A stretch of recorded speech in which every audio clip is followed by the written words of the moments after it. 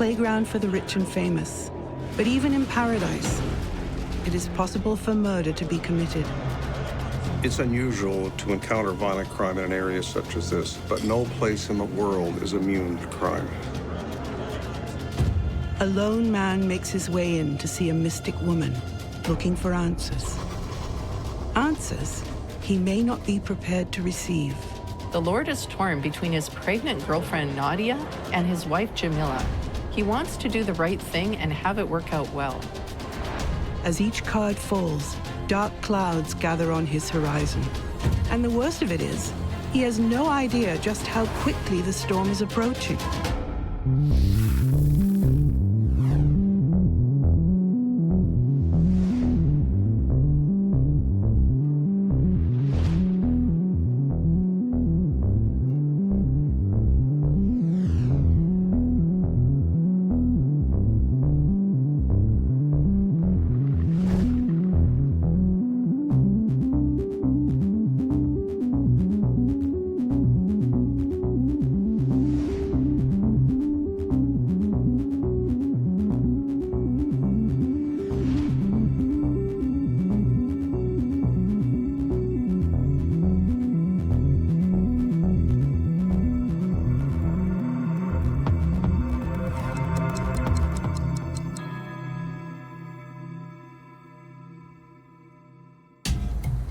Everyone imagines what a day in the life of the rich and famous is like. But to not only live a luxurious lifestyle, but also to count yourself among the British nobility adds a whole other level. An all-access pass to the world of elites. And though having money can offer a certain status of safety, it doesn't make you impervious to murder. Jamila Mubarak is a woman who knows that her luxurious lifestyle is tied to understanding men of wealth and influence. This is the story of a key hour in the life and murder of her husband.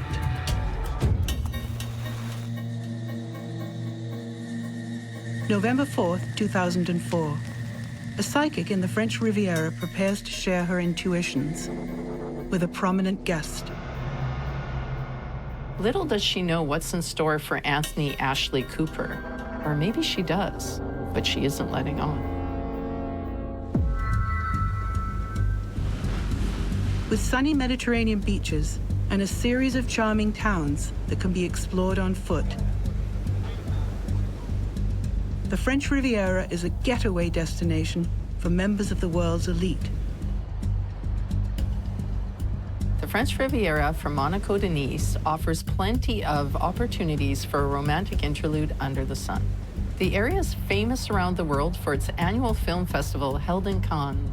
Celebrities, tycoons, and even world leaders rub shoulders in this place.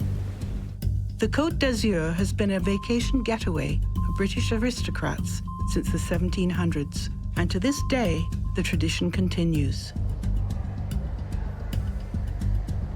One British aristocrat loves the lifestyle so much that it becomes a second home to him. Anthony Ashley Cooper is no ordinary tourist. He is the 10th Earl of Shaftesbury, a British noble and a public figure. Lord Shaftesbury really lives two lifestyles. He's royalty in England, he spends time there, he's a philanthropist, he helps out with charitable causes, well respected. He gets on a plane, flies to France, where he lives an alternative lifestyle, totally. He's in brothels, chasing women, wearing bizarre clothing, all documented by the press in France, which Britain never seems to find out about until this happens.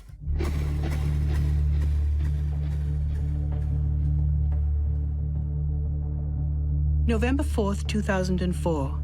Anthony Ashley Cooper, also known as Lord Shaftesbury, asks for advice about his complicated love life.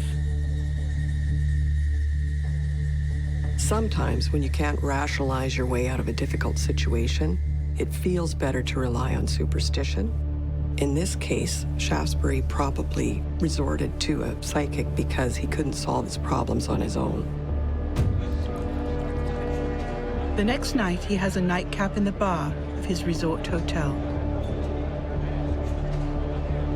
After a few drinks, he leaves the hotel, his destination unknown.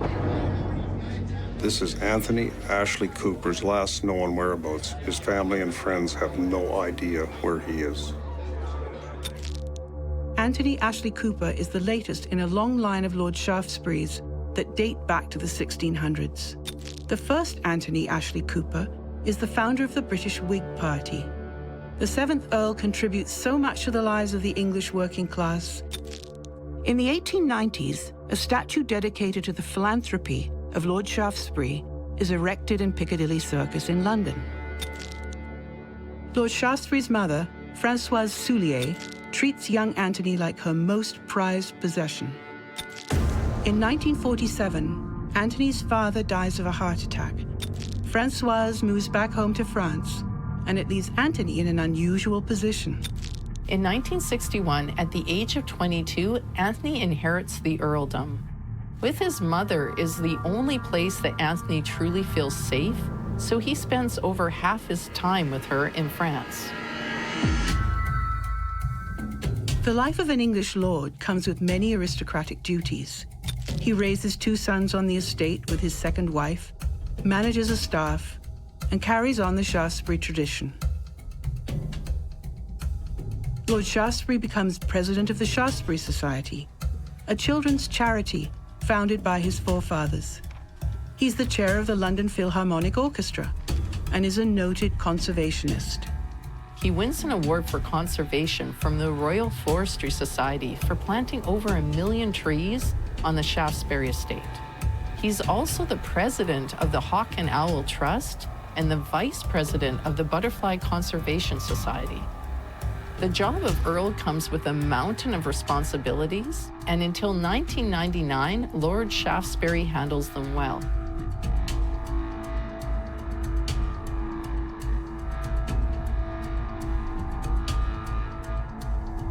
Lord Shaftesbury's mystic guide offers a palm reading interpreting what she sees along his lifeline.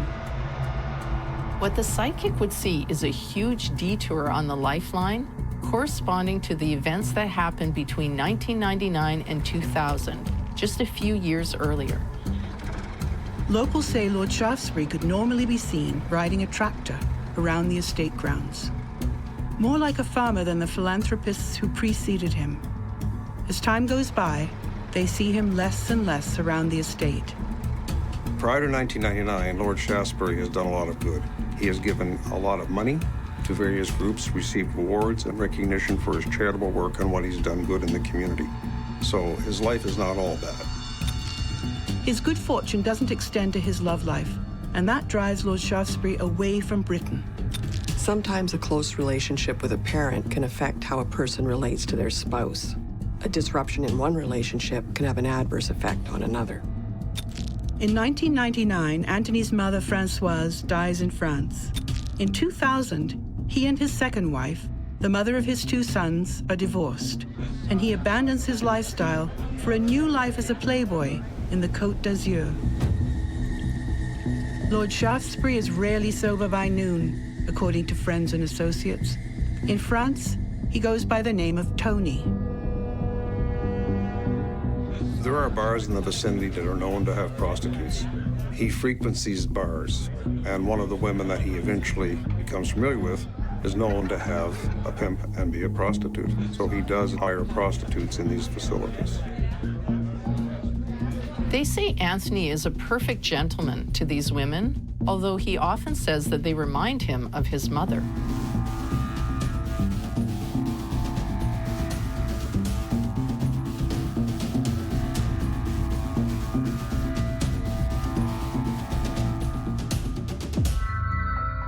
At this point, the Earl is thinking about ending his second marriage so he can go on to a third and continue the shuffle of relationships.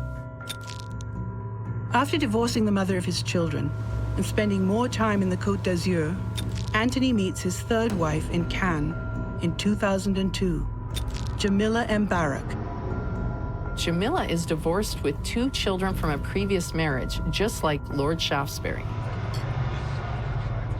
The romance is a whirlwind. Here's a beautiful woman, exotic and kind to him. He can't resist. The couple become a constant of the French Riviera's nightlife scene.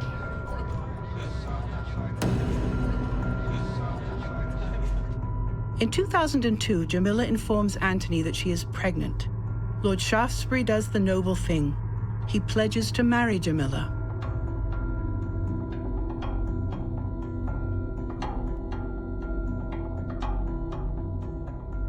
On November 5th, 2002, Lord Shaftesbury and Jamila get married, making her the Countess of Shaftesbury. As a wedding present, she gets a monthly allowance of 7,000 euros. She also gets a holiday home in a converted windmill and her own personal flat in Cannes. It's a pretty luxurious lifestyle.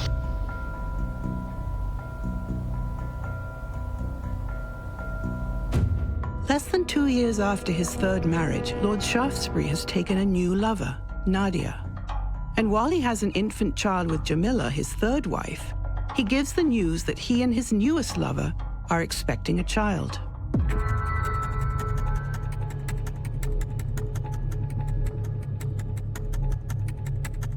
The psychic looks for the fate line on Lord Shaftesbury's palm, the vertical line that runs from the base of his palm to his middle finger.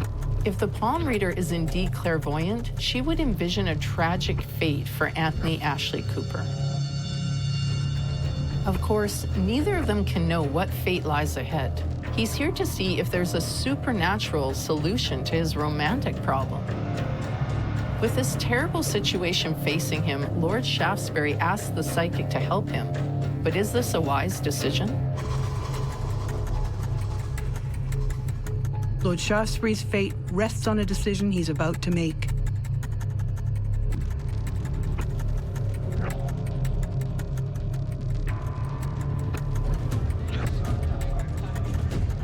Lord Shaftesbury's current girlfriend, Nadia, expects him to return. He doesn't. Also in England, they expect him to have booked a return flight within a week. His employees and staff haven't seen him or heard from him, so everyone's starting to be suspicious that he's disappeared.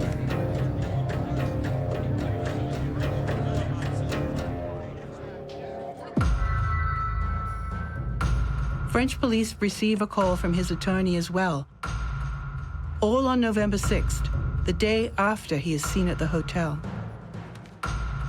Lord Shaftesbury will remain missing for months, until a dormant cell phone signal is picked up along a riverbank 10 kilometers away from Cannes.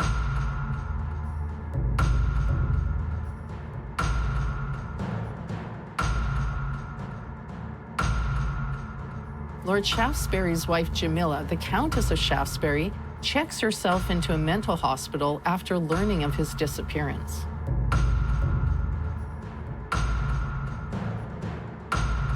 The incredible stress of the situation would be enough to cause psychological anguish for anyone. In this case, she elects to get inpatient treatment. The accused will face a trial in the murder of Anthony Ashley Cooper, 10th Earl of Shaftesbury, that makes international headlines.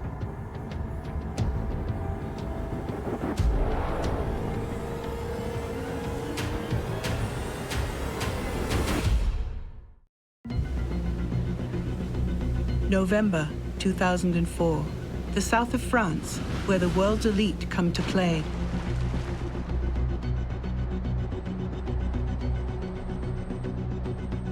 Anthony Ashley Cooper, 10th Earl of Shaftesbury, must decide between his wife of 2 years, Jamila Mbarak, Countess of Shaftesbury, and Nadia Orsh, the Earl's girlfriend, who tells him she's pregnant with his baby.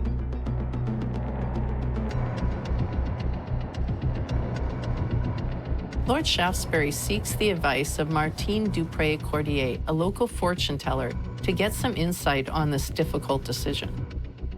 The psychic tells police that Lord Shaftesbury had came to her and asked for an opinion on whether he should file for a divorce from his current wife and take up this new relationship with Nadia. Was it the right thing to do?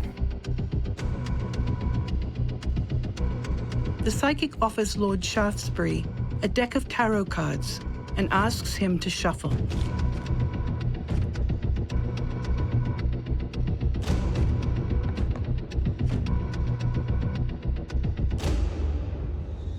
The psychic prepares to draw the first card.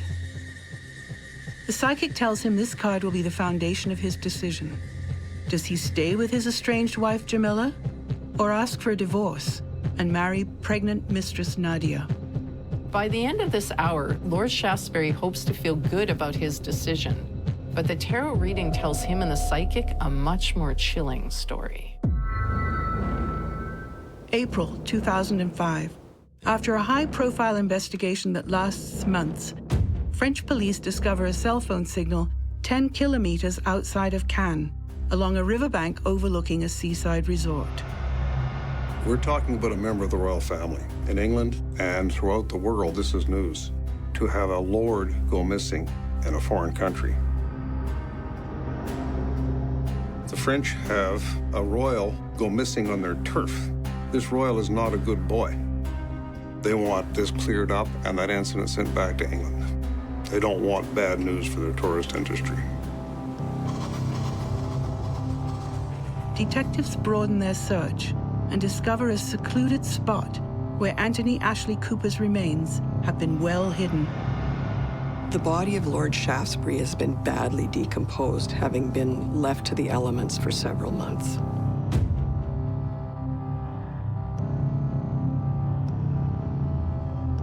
An autopsy reveals that the cause of death is strangulation.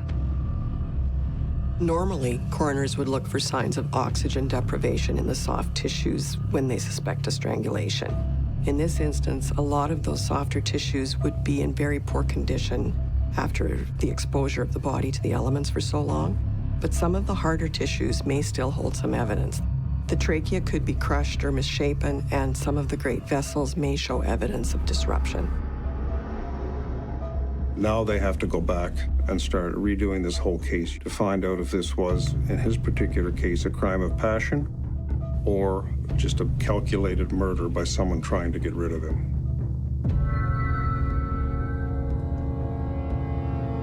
The two prime suspects in his murder are the two women in his life, his pregnant girlfriend Nadia and his estranged wife Jamila, who spends time in a mental hospital after his disappearance.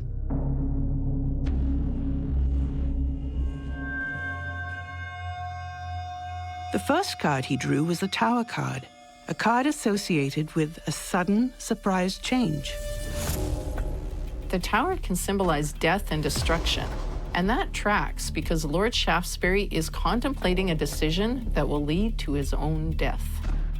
In the hours after the visit to the psychic, Lord Shaftesbury is murdered. This is not the outcome he was expecting.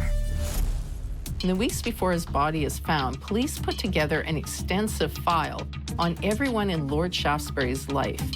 They spend a lot of time exploring motives. Shaftesbury may be in his 60s, but he's 6'1" and 187 pounds. The police seem to think that if he is to be overpowered, it wouldn't be by one of these much smaller women, especially acting alone. Police believe they may have found someone physically capable of strangling Lord Shaftesbury when they discover a wire transfer for 150,000 euros sent November 12, 2004 from Jamila to her brother in Germany.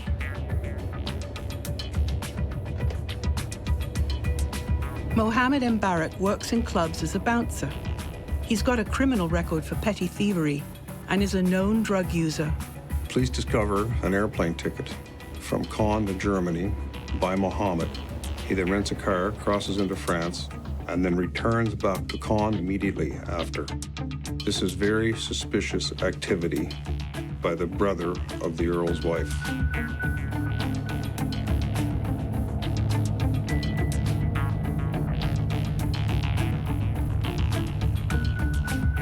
Mohammed is in Cannes at the time of Lord Shaftesbury's murder. Mohammed is a younger, athletic man. He has a history of being a soccer player and a bouncer at a bar. He should be strong enough to overpower Lord Shaftesbury.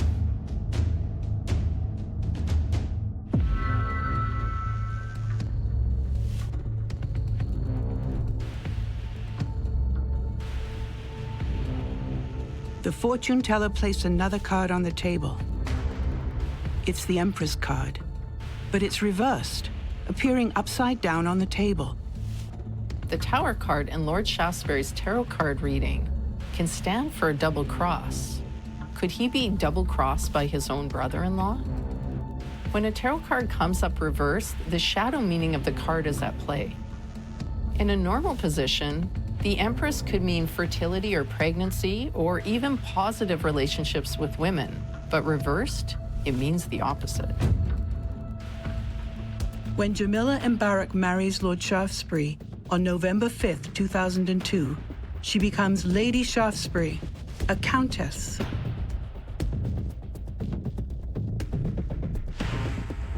The wedding is promoted by Jamila's announcement that she's pregnant with Anthony's baby.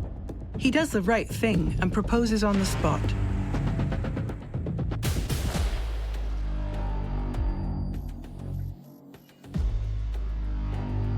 Clearly, Jamila knew of Lord Shaftesbury's unusually close relationship with his mother and takes full advantage.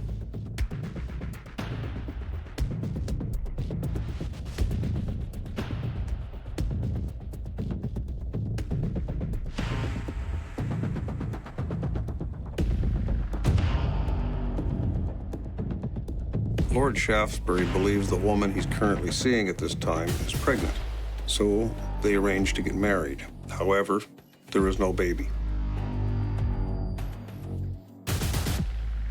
This obviously upsets the Lord, and he is not sure whether there was never a baby in the first place or if she arranged for an abortion. He doesn't know what's transpired. When he confronts Jamila about her lie, she flies into a rage, accusing the Earl of being an unfit husband, an addict, and a philanderer. She says she got an abortion. Lord Shaftesbury moves into a resort hotel. Jamila is correct in her accusation that Lord Shaftesbury used sex workers while in France, because she used to be one of them. Lord Shaftesbury first meets Jamila in 2002.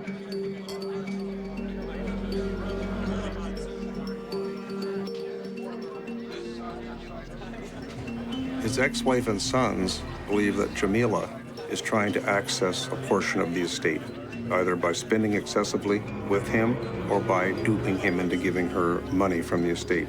They take legal steps to block this from occurring and to prevent her from getting it as either an immediate spending pattern or an inheritance. 3 weeks after their separation, Anthony meets his next love, Nadia, in a nightclub where she works as a hostess and an escort.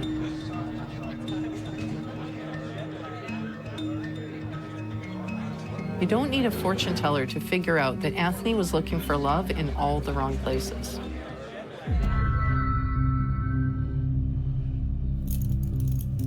Jamila tells police that her and Lord Shaftesbury were trying to get back together, having a reconciliation, so to speak.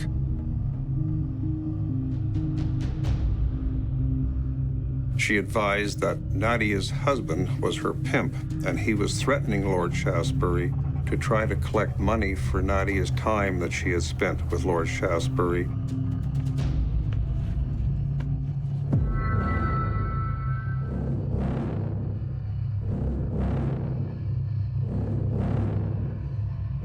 Lord Shaftesbury drew the next tarot card, hoping for insight from beyond that can help him decide what to do. The card he placed? The Death card.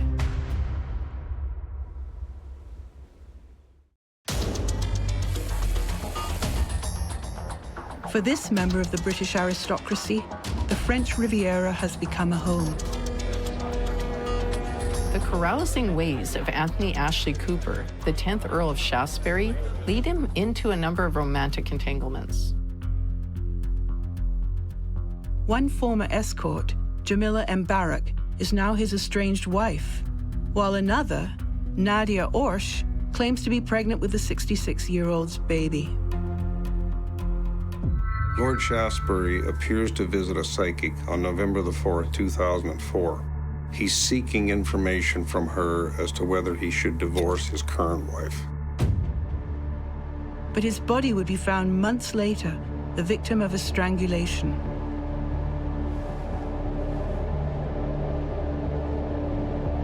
It would require a DNA search and a dental records check to confirm that the body found in April 2005 was indeed that of Lord Shaftesbury. Lord Shaftesbury sat in shock after pulling the death card. At this point, the psychic probably comforted him. After all, the death card usually doesn't symbolize a literal death. Nadia is married with 2 children of her own when she meets Lord Shaftesbury in a club. But Nadia would tell police that their relationship was based on real affection. Lord Shaftesbury has a pet name for Nadia's daughter, Framboise, which is French for raspberry. Raspberries were his mother's favorite.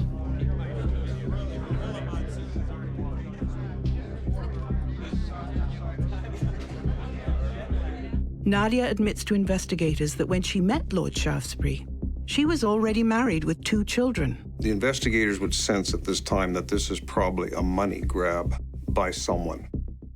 It's either the current wife trying to get back in, the girlfriend trying to get money out, or somebody else that they don't know extorting or kidnapping. This is where you're going with this theory. But upon closer examination with Nadia, it appears there's more to her than just wanting the money. So they're now looking at this and trying to ascertain if she is a suspect in a long list of potential suspects, or is she just the girlfriend that's being sucked along in this vortex of Lord Shaftesbury's love affairs. As the 2 discussed his future, Lord Shaftesbury received a phone call from fiancée Nadia. The psychic told him to take it. Maybe this is what that card is symbolizing, the new life with Nadia and their unborn child. Nadia is one of the people who initially reports Lord Shaftesbury missing.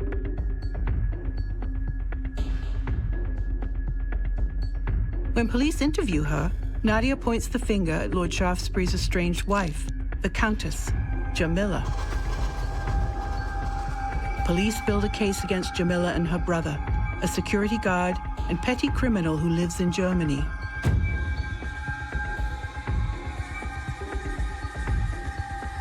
Jamila's brother Mohammed is in Caen during Lord Shaftesbury's murder, but he initially denies any involvement.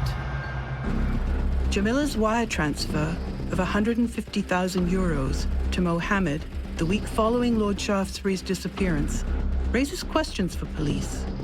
Is this hush money, or perhaps a blackmail payment? So by now, it doesn't take law enforcement long to put together a paper trail on Mohammed.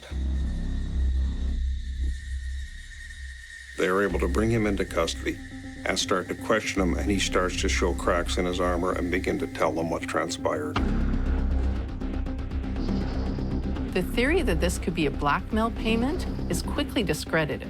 Mohammed's movements between Germany and France look like an attempt to put together an alibi. Mohammed Mbarek becomes the prime suspect in the case. During Lord Shaftesbury's fortune-telling session, Nadia Orsch spoke to Martine de Pré-Cordier over the phone.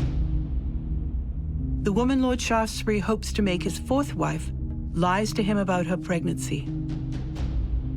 Mohammed and Jamila's actions are suspicious, but Nadia's claims of being pregnant also call her actions into question.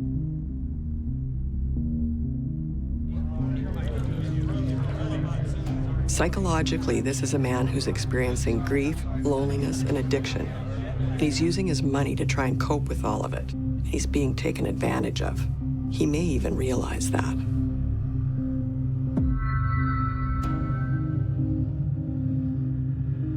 Anthony Ashley Cooper, 10th Earl of Shaftesbury, drew a card that the psychic doesn't want to see.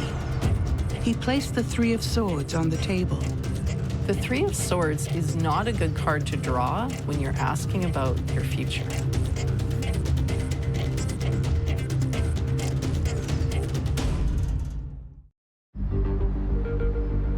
The Côte d'Azur region in the south of France, normally a paradise with sun, leisure, and sin. But for an English lord, it would spell his doom. 5 months after making a decision that would end his life, a cell phone belonging to the 10th Earl of Shaftesbury is found a few miles outside of Cannes. And his remains are scattered in the vicinity.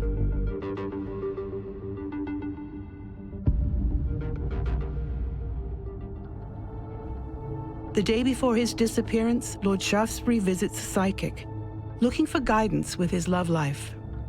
This key 1-hour visit seemingly sets his fate in progress. Will I be happy if I end my marriage to Jamila and start a new one with Nadia? This is the question Lord Shaftesbury asked the psychic on November 4th, 2004.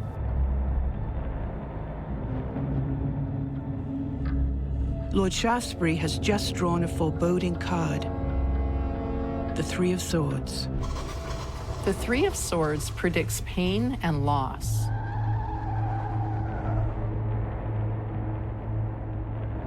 It may not tell you who is holding the sword against you, but it does symbolize death and heartbreak. Mohammed Mbarak says on the night of November 5th, 2004, he approaches Lord Shaftesbury to greet him, offering an embrace to say hello. But his embrace is so tight that he accidentally strangles his brother-in-law. As a police officer, I would be very skeptical. In fact, it's almost incredulous that a person would expect you to believe that they had hugged someone and strangled them. It's almost unbelievable that would be told to a police investigator in a murder, but people grab for straws when they're sinking. At the same time, Jamila says her estranged husband was drunk and belligerent that night, confronting her to the point of making her afraid. Mohammed comes to her rescue, defending them from Lord Shaftesbury's aggression. Neither of these stories sound plausible to police. The hug that leads to an accidental strangling, or the fact that the Lord was so threatening that a much younger, stronger man felt the need to kill him in self-defense. In any investigation, you're going to receive conflicting stories, especially when you're dealing with multiple ex-wives, current girlfriends, family members in 2 continents playing against you. You have to take it all in and wait for the right story to surface. It's going to happen. You need a break. You need some information to come in. But it's quite common to have a multitude of suspects and a multitude of possibilities and still have no body sometimes.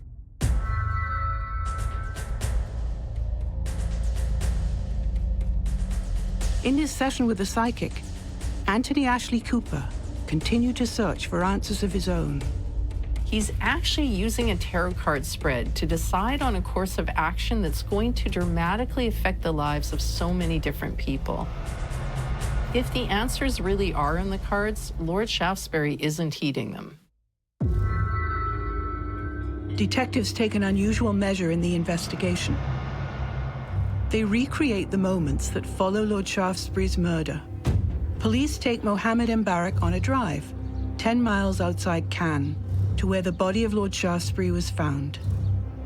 Mohammed retraces his steps with a mannequin that's 6'1" and 187 pounds, the same height and weight as Lord Shaftesbury. It's standard when a person claims that they did something that you might doubt, whether it's lifting a body, for example. Can he do it? If you put together a similar structure with similar weight and the person's able to remove that weight and place it where they say, you believe their story has credibility. But you also may be suspicious that they're covering for someone too. This is why you do this. You do it to confirm or eliminate that he could do this. So it is an investigative tool that's used when you can. Mohammed can't lift the mannequin on his own. He would have needed help. Police lay a murder charge against Mohammed Mbarak and have just the person in mind who could have helped him. Despite her protest that she was a victim in all of this, police charged Jamila with murder as well. The day before his death, Anthony Ashley Cooper drew the 5 of coins. The Five of Coins or Pentacles symbolizes loss. Loss of faith, loss of money, loss of love. Lord Shaftesbury loses his life the next day. But will it be for love, money, or a complete accident? French police believe that Anthony Ashley Cooper, the 12th Earl of Shaftesbury, died at the hands of his brother-in-law Mohammed Mubarak. But was it an accidental death, as the Mubaraks claim? Or a premeditated murder for the sake of money and status?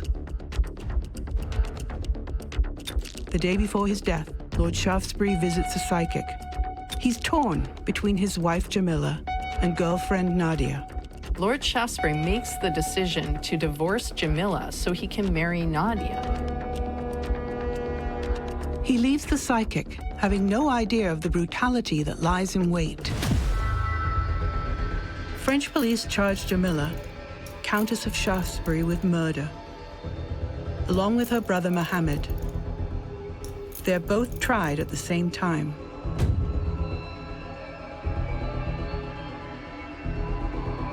The final card was drawn, the Devil card. The psychic advised him to be careful in his decision, but then reassured him that everything will be fine. The Devil card could reflect that Lord Shaftesbury is imprisoned by his own lifestyle. Ultimately, he is a lonely man, drifting through the French Riviera, abusing alcohol and drugs, and paying for companionship. Ultimately, it is always the same. It's good, hard police work, a little bit of luck, and time that always proves what happened in the case, and especially the one where Lord Shaftesbury disappeared. While she is checked into a mental hospital, police intercept Jamila having a conversation with her sister, where she admits to being an accomplice to her husband's murder. Police believe her stay in a psychiatric facility was just a ploy to make her a victim. Once they piece everything together and get the timeline, they now know that that's not the case. A week after Ashley Cooper's death, Jamila transfers 150,000 euros to Mohammed, who tries to use an airplane ticket to create an alibi for himself, but it doesn't work. By all accounts, Jamila is very vocal about her status as a member of the royal family. She insists on being called Countess. She is actively advising people that she's entitled to a large portion of an inheritance or the wealth of the estate should something happen. This proves the motive. After Jamila and Lord Shaftesbury separate, their financial arrangement continues, and she retains her title until Nadia comes along.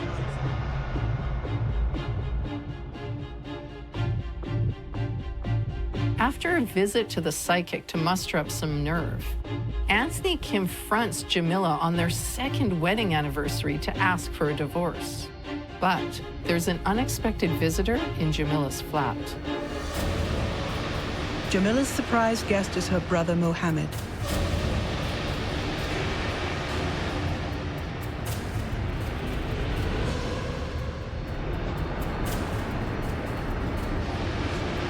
After strangling Anthony to death, his body is placed in the trunk of Mohammed's car. In court, Jamila weeps, portraying herself as a victim who thought Mohammed was taking Anthony to the hospital. Jamila's story has changed so many times that it's impossible to believe what she has said. Now you have to rely on the evidence of what she has done in Lord Shaftesbury's death. The activities, the placement of the body, her money going to her brother, all is proof that she was involved in this and provides a clear motive as to why she did it.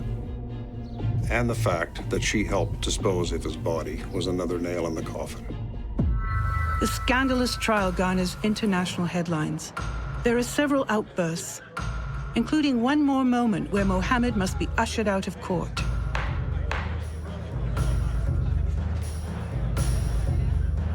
At one point, Jamila name-drops several famous celebrities, claiming that they were her clients. But of course, they all deny this. A completely flaccid human body that is 6'1" and 187 pounds would be extremely difficult for one person to manipulate on their own. 2 people placed Lord Shaftesbury in the trunk of the car, and 2 people disposed of the body.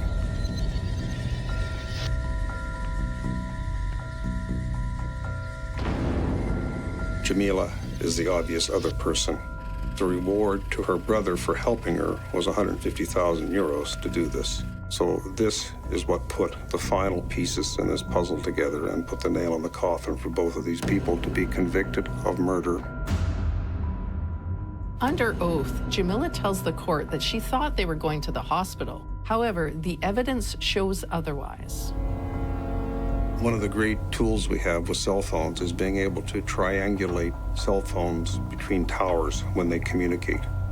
This was done with Jamila's telephone to be able to prove that she had been close to the site of where the body was dumped, which disproved her alibi and disproved her statements. So again, technology, good police work, conviction. He leaves the session with his decision made, a decision that leads to his murder. The court finds Jamila and Mohammed both guilty of murder. For Lord Shaftesbury, his dealings with an empath couldn't prevent his grisly death. Lord Shaftesbury clearly doesn't feel in control of his situation when he walks into the psychic's place of business, and his condition when he was discovered proves that he was right to be concerned. After Anthony's murder, his last living son, the 12th Lord Shaftesbury, must try to remove the tarnish from the family name. Jamila Mubarak, having served her sentence, is now a free woman. She retains the title of Dowager Countess of Shaftesbury.